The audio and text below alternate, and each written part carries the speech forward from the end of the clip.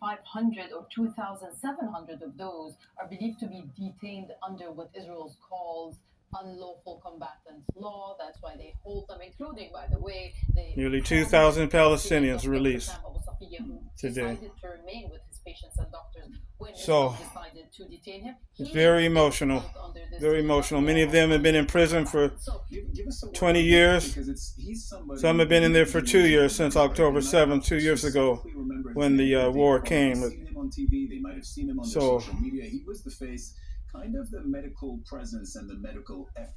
so I just wanted to give a shout out, family, to these ones here. Just as we have experienced this with our loved ones, with our ancestors who were in slavery, I will add to that and then tell you working to death in them cotton fields and tobacco fields, all down in Florida and Virginia, South North Carolina, Texas, all Mississippi, Alabama, and even in the Americas, in Jamaica, Caribbean, Haiti, Dominican, Puerto Rico, Cuba,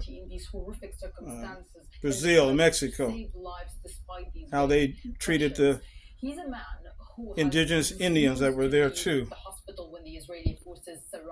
and put them in slavery. And so it's I just wanted to cover this story today, family, because it was very emotional for me today. Very emotional for me today to see this, because when you see families being reunited after being in prison for 20 years, or even 2 years or 5 years, some have been in for 10 years. Even children were in there, and how they were able to be released today, about 1,700 of them. And so makes you think about what it will be like in the new earth when the resurrection takes place. How people were it's just going to be ecstatic. Can you imagine what it will be like when we see our dead loved ones come back alive in the new earth under Yeshua, who is now the king sitting on the throne of Judah now? Can you imagine what it will be like when the resurrection takes place? Can you imagine? It's going to be like this, but it's going to be 10 times more emotional than what we're seeing here. 10 times more emotional, what we are seeing here. So just keep that in mind, family. So thank you for letting me share this with you today. I just wanted to share some of these images with you, because it really is an emotional thing, and it really pulled on my heart today. And I just wanted to share that with you, that these people here are going through a tribulation too. We know that there's a great tribulation that's coming very soon.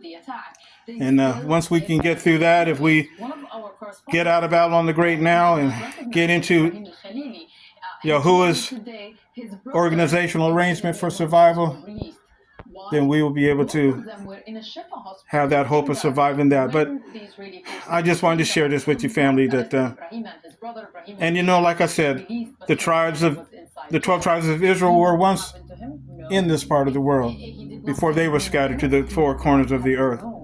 But some of the descendants of the 12 tribes are still there in Gaza and in Khan Yunis. They're still there, and in Jerusalem. In fact, I documented that in my book, The Line of Shem and the Seed of Judah, how there were the tribe of Ephraim and the tribe of Manasseh. They definitely stayed in the Gaza area for many years after they were released from Babylon and came back to Jerusalem. So there are definitely descendants of the 12 tribes who are still living here. There's no doubt about it. As Nida was explaining, we have very little information because the Israeli authorities have not been responding to queries. So how many people are they still detained? Okay, family, thank you for letting me share this with you today. No, who's near al-Nasser. Tarek, we can tell from these pictures that this is going to be a long process, and that stands to reason, given that there are so many people who are being released. What are you seeing?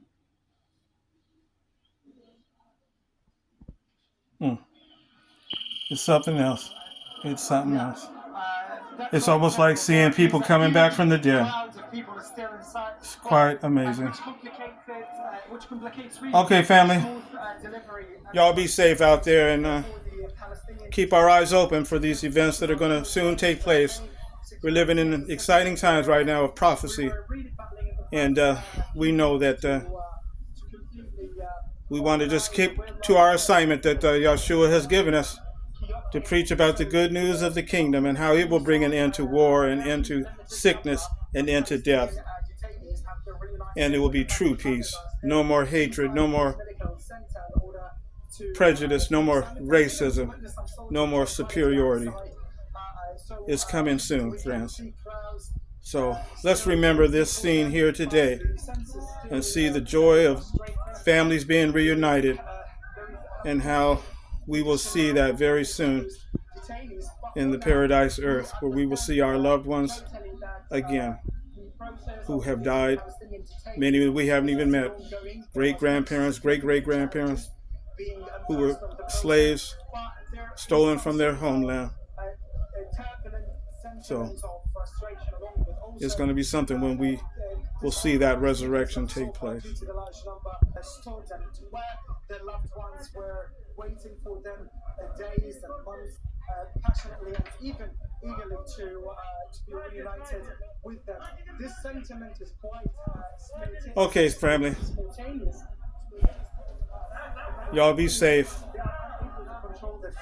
And keep studying Jehovah's Word. Because the final day is coming. The final war is coming.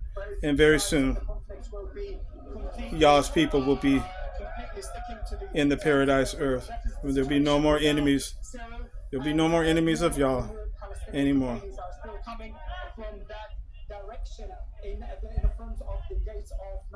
Okay. Y'all be safe, family. Y'all be safe. Tarek, stand by. It is 1300 GMT, almost on the dot. I'm Cyril Vanier. You've just been listening to our correspondent Tarek Abouazoum. You're watching Al Jazeera's continuing coverage of the first phase of the 20-point ceasefire. Even trying to meet and to be reunited with his brothers, his mother. This is a very, very emotional and spectacular scene that is full of joy.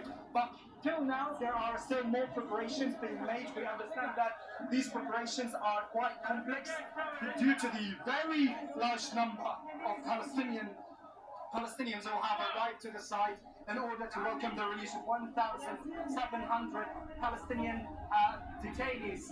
Till now, the speaker is still narrating and saying the names of Palestinian detainees, and on the other end there, we can see how they are quite happy here, Palestinian detainees.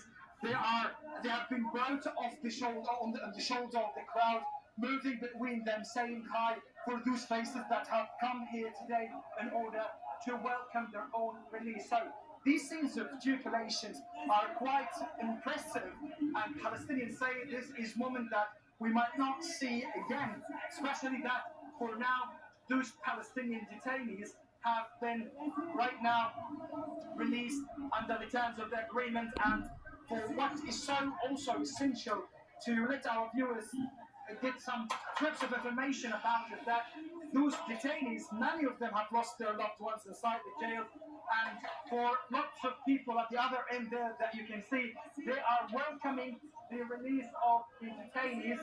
Just over that side there, people are still moving to welcome them, and the atmosphere is still very, very tense regarding the presence of family, how they